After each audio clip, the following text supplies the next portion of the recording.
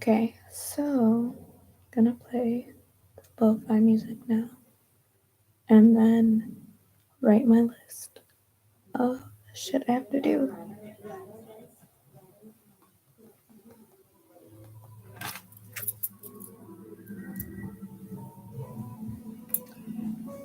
I would make my lighting a lot better, but also I kind of like the dark lighting, just like in my space right now. Just bright lighting would be a lot for me. You know?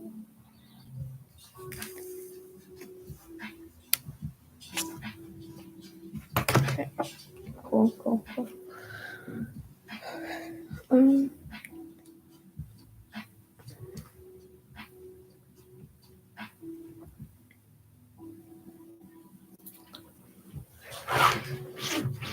I want to do this on TikTok so bad. I feel like it'd be so much more fun than on YouTube where no one knows me.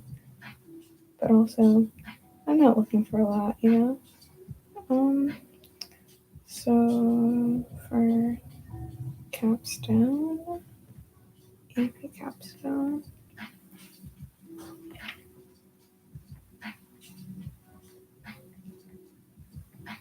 Okay, so the one viewer is me, right? It has to be. I wish I could see. It makes no sense. Yeah. I don't. Yeah.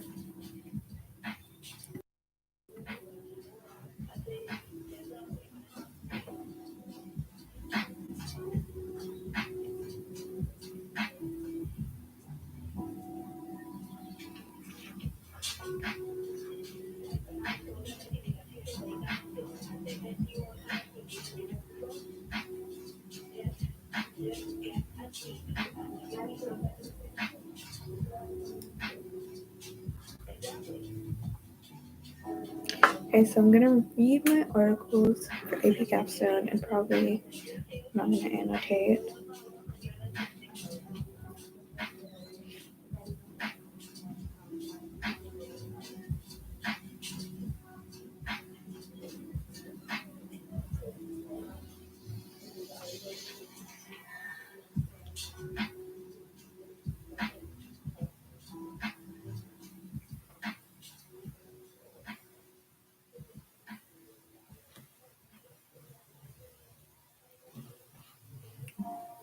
Should I annotate it? Let's see how long it is. No.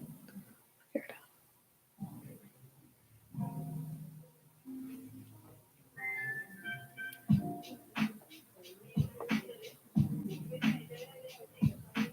out. Okay. Yeah. Ugh. What?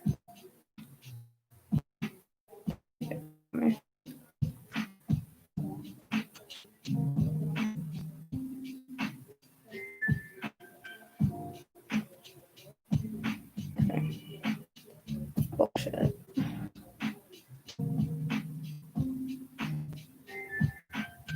On the computer then?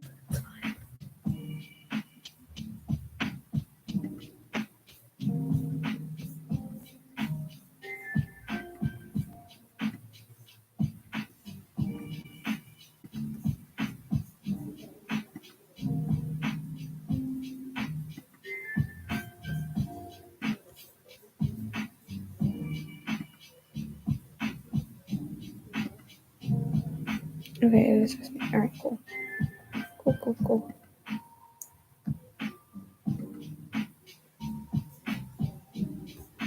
Okay. Make this really small. Small. Ugh.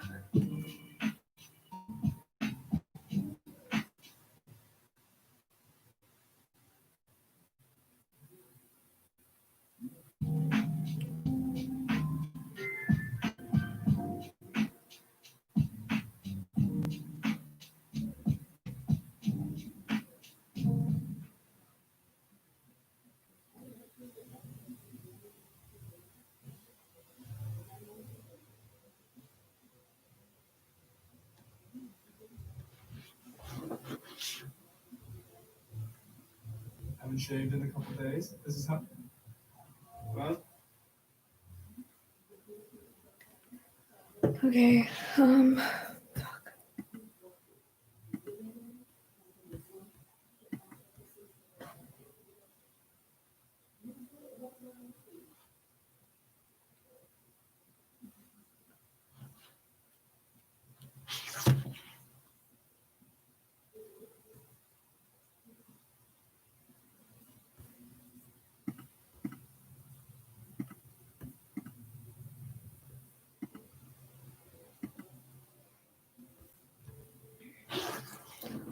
I'm just gonna turn the brightness there.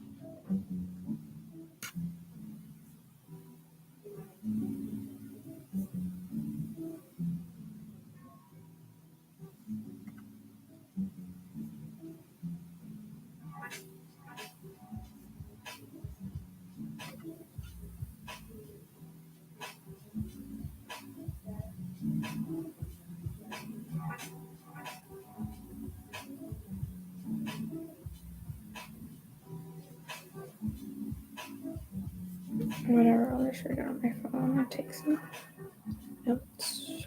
I'm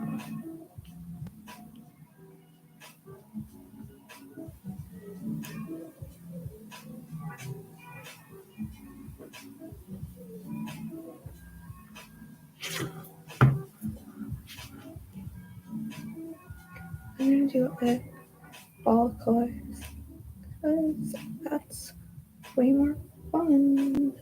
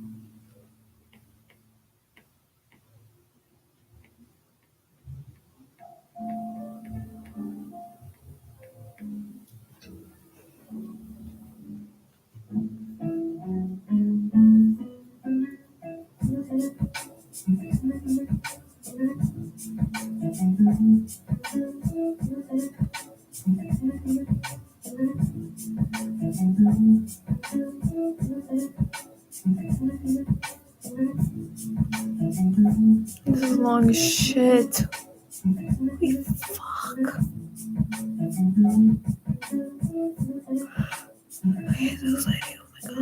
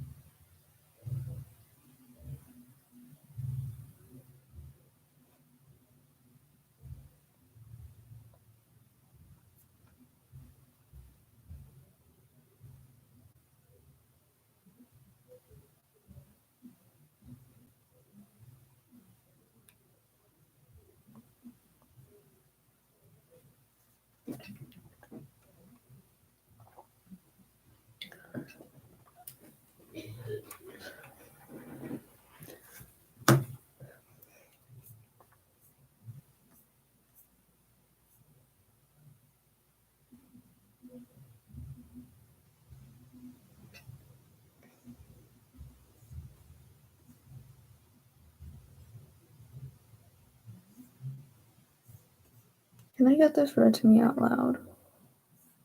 I would do that.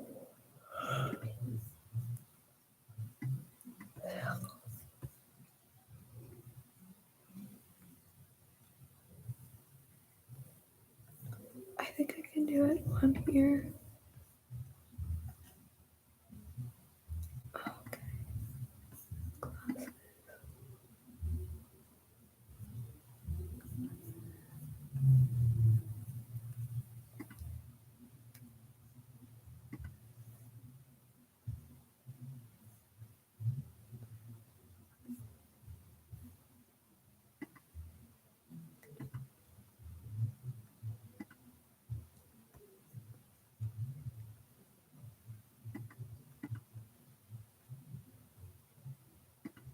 NCBI skip to main content, skip to navigation resources, how to about NCBI access keys. PMC US National Library of Medicine, National Institutes of Health Search Database, Search Term Search Advanced Journal List. Help COVID-19 is an emerging, rapidly evolving situation. Get the latest public health information from CDC, https://www.coronavirus.gov. Get the latest research from NIH, https://www.nih.gov/coronavirus. Find NCBI SARS-CoV-2 literature, sequence, and clinical content.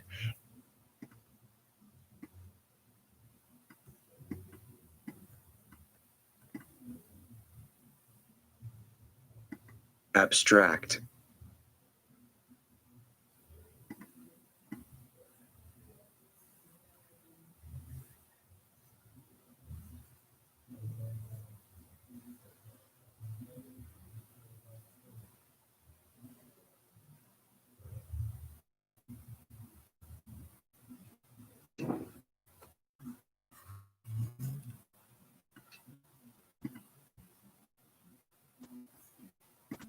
Vesicovaginal fistula was a catastrophic complication of childbirth among 19th century American women.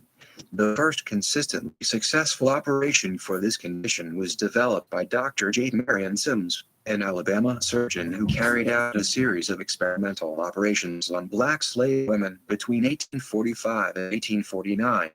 Numerous modern authors have attacked Sims's medical ethics, arguing that he manipulated the institution of slavery to perform ethically unacceptable human experiments on powerless, unconsenting women.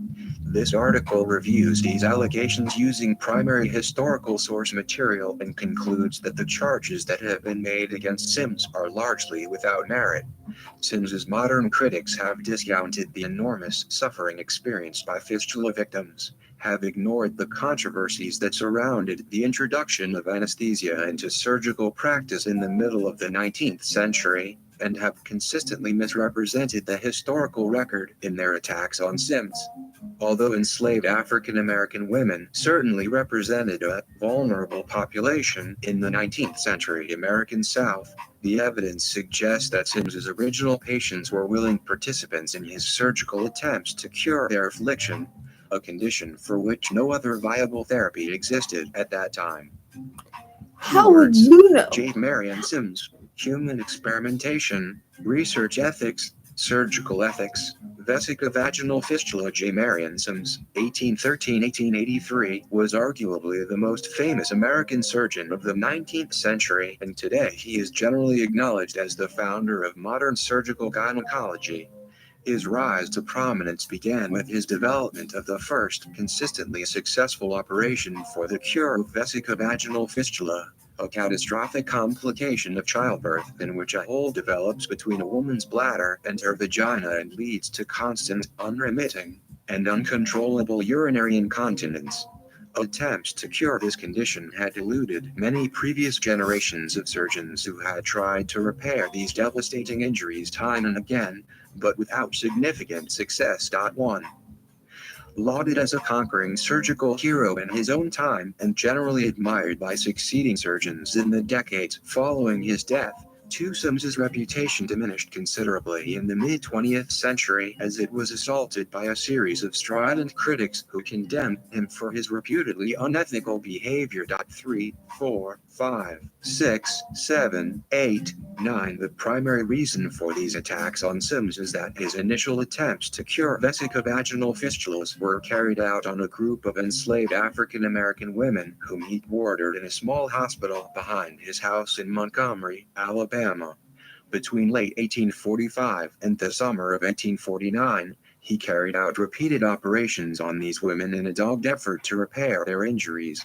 One young woman, a slave named Anergel with a particularly difficult combination vesicovaginal and rectovaginal fistula, underwent 30 operations before Sims was able to close the holes in her bladder and rectum.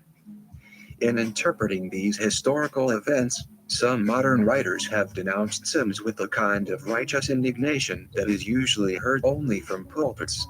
Durandal Ojenuga, for example, writing in the Journal of Medical Ethics, has castigated Sims for achieving fame and fortune as a result of unethical experimentation with powerless black women, and refers to his attempts to cure vesicovaginal fistulas as a classic example of the evils of slavery and the misuse of human subjects for medical research. 9. Ojenuga and like-minded critics present a picture of Sims as a cold, brutal, calculating misogynist who carried out a series of unwarranted surgical experiments on unwilling but helpless slaves in pursuit of his own self-advancement.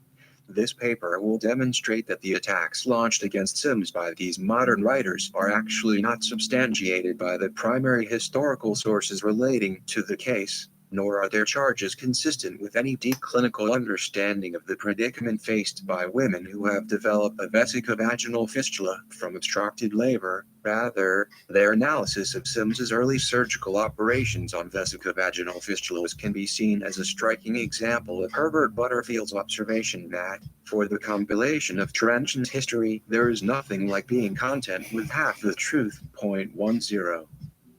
Distilled to their essential points, Sims's modern critics make three major claims about Sims and his early operations for vesicovaginal fistula. The first assertion is that it was unethical, by any standard, to perform experimental surgical operations on slaves because slaves, by definition, could not have given voluntary informed consent for surgery. 9 Underlying this assertion is the hidden presupposition that enslaved women with fistulas did not want surgical care for their condition, vesicovaginal fistula, and that they were therefore coerced into having unwanted, and perhaps unnecessary, surgery.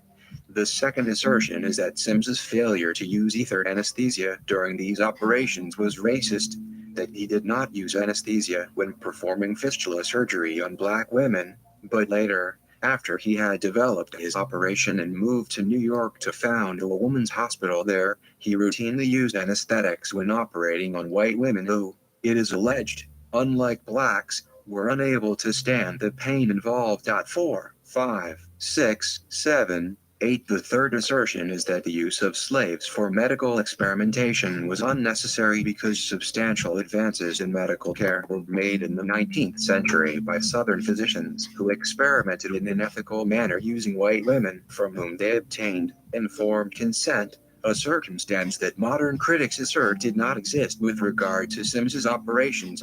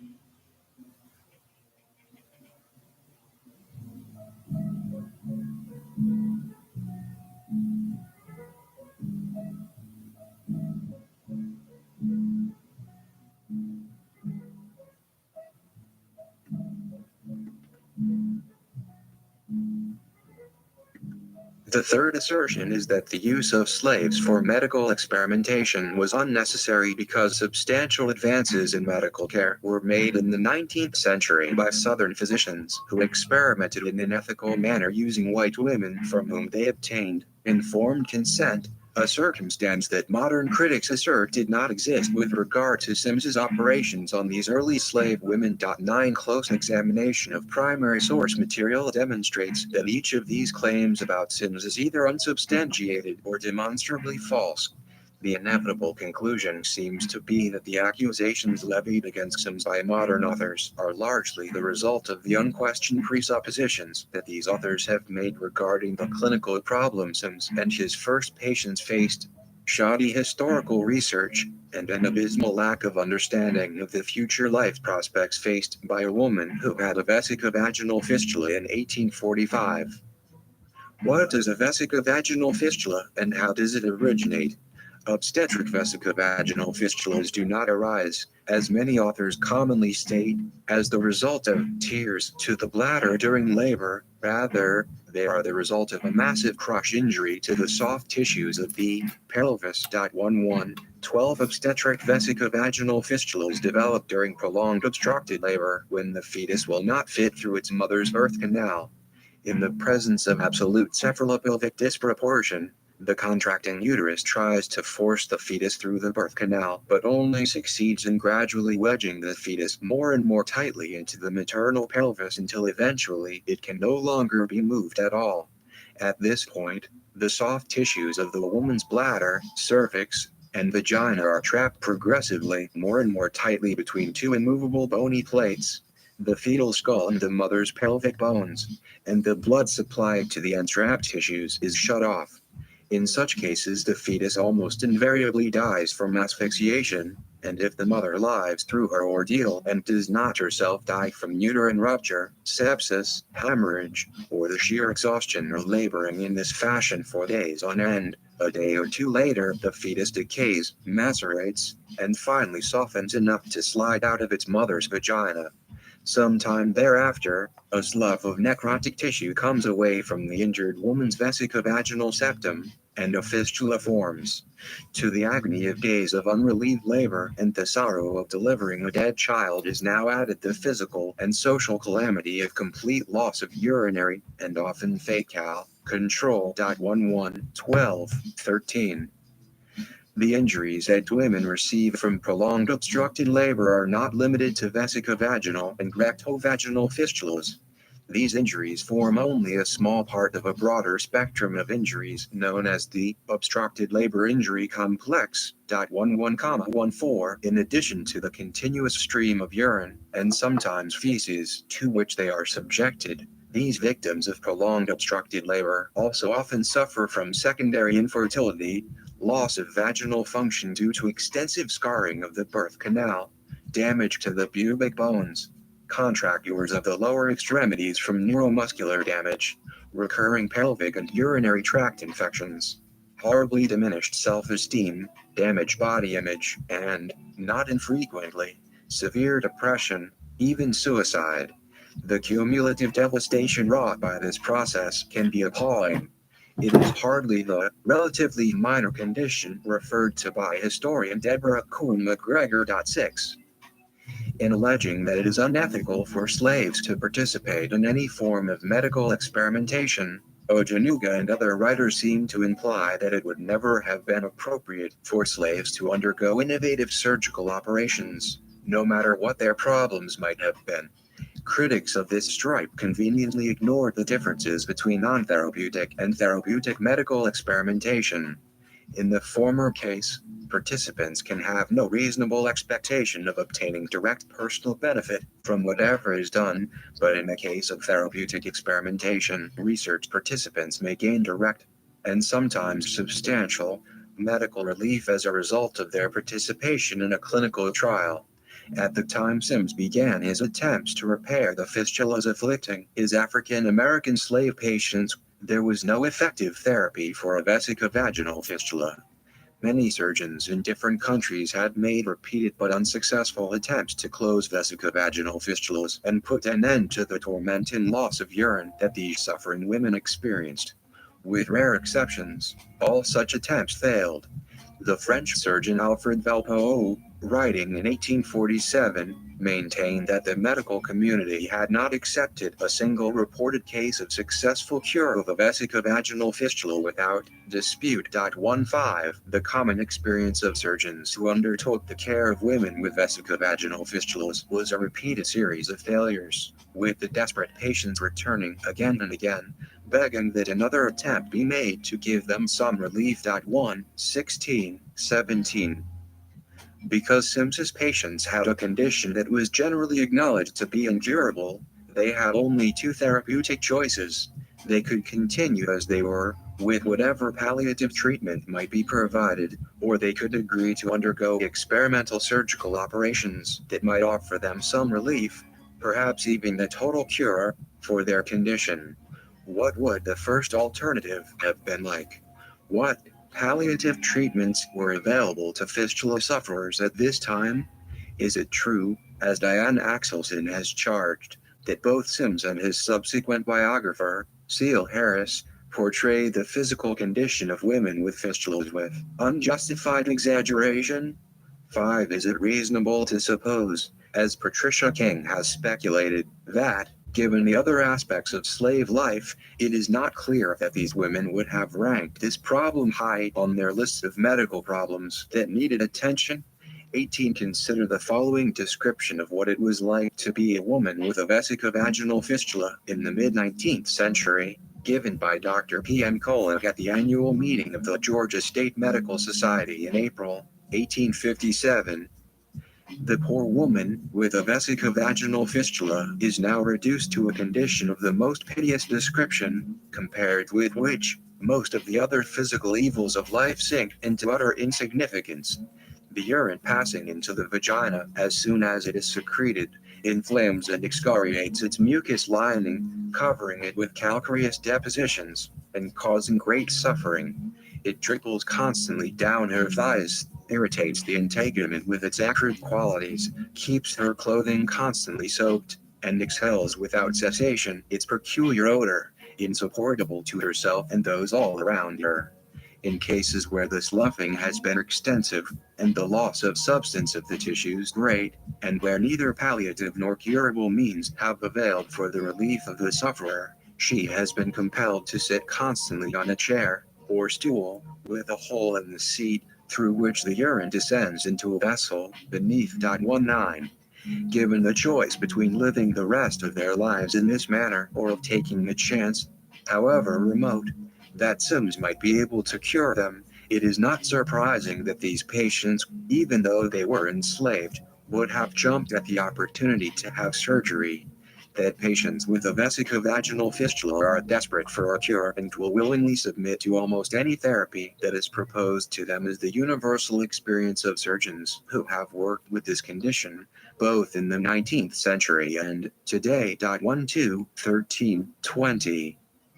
In her article, which is critical of Sims, Durenda Ojanugu states that the enslaved women were not asked if they would agree to such an operation as they were totally without any claims to decision-making about their bodies or any other aspect of their lives. Point 9. This statement is untrue. Sims gave numerous accounts of these early fistula operations during the course of his career, and, although they differ in some details, they all state quite plainly that he discussed what he proposed to do and obtained consent from the patients themselves before undertaking any operations. Writing in the New York Medical Gazette and Journal of Health in January 1855, for example, Sims declared, "For this purpose, therapeutic surgical experimentation, I was fortunate in having 3 young healthy colored girls given to me by their owners in Alabama, I agreeing to perform no operation without the full consent of the patients, and never to perform any that would, in my judgment, jeopard life, or produce greater mischief on the injured organs, the owners agreeing to let me keep them, at my own expense, till I was thoroughly convinced whether the affection could be cured or not. 21. It is true that under Southern law, slaves were the property of others and Sims could not have legally operated on them without the consent on their owners. However, this cannot be taken as a priori proof that these slaves were unwilling patients. As a matter of surgical practicality, considering the delicate and tedious requirements of performing surgery inside the vagina and the exceedingly difficult circumstances of exposure and inadequate lighting under which he was forced to operate, Sims could not have carried out these operations successfully without the cooperation of the women involved. Even the slightest movement, much less the active resistance of these patients, would have rendered it impossible for him to have completed his operative procedures. Indeed, when his regular medical assistants tired of working with him, Sims trained the patients themselves to act as his surgical assistants, and they thereafter helped him operate on one another in turn. In fact, in a passage in his autobiography that his modern critics have apparently not understood, Sims wrote that at a time when he had stopped attempting surgery on these women due to his repeated failures and was wondering how best to proceed, they clamored for operations, insisting that he keep trying to cure their injuries. No wonder he owed these women a debt of gratitude for their persistence and their cooperation, a debt that he readily acknowledged publicly on numerous occasions. 1, 21, 22, 23. Why did Sims not use anesthesia when carrying out these operations? Was he an anesthetic racist, as some authors allege? Vanessa Northington Gamble, for example, maintains that, in contrast to the way he treated slaves, Sims only operated on white women using anesthesia. 4. The chronology of events is extremely important here. Sims grew up as a surgeon in the days before anesthetics and was accustomed, as were all of his contemporaries, to the pitfalls and requirements of pre-anesthetic surgery. Durenda Ojanuga writes, he performed his first operation on a slave woman named Lucy. Lucy was operated on without anesthetics as Sims was unaware of the advances which had been made in this area of medicine. 9. This statement is not true. Sims began his fistula operations on his enslaved patients in late 1845, before the anesthetic properties of ether were known. Ether anesthesia was not discovered and publicly demonstrated in Boston until October 16, 1846, nearly 1 year later. 24 Although the use of anesthesia spread rapidly, its acceptance was not universal, and there was considerable opposition to its introduction from many different quarters, for many different reasons. As historian Martin Pernick has written, our 20th century sensibilities recoil at the thought that sane, responsible physicians could never have opposed the use of anesthetics. Today, the concept of operating on a fully sentient patient conjures up only hellish images of concentration camp doctors. Yet in mid-19th century America, humane, conscientious, highly reputable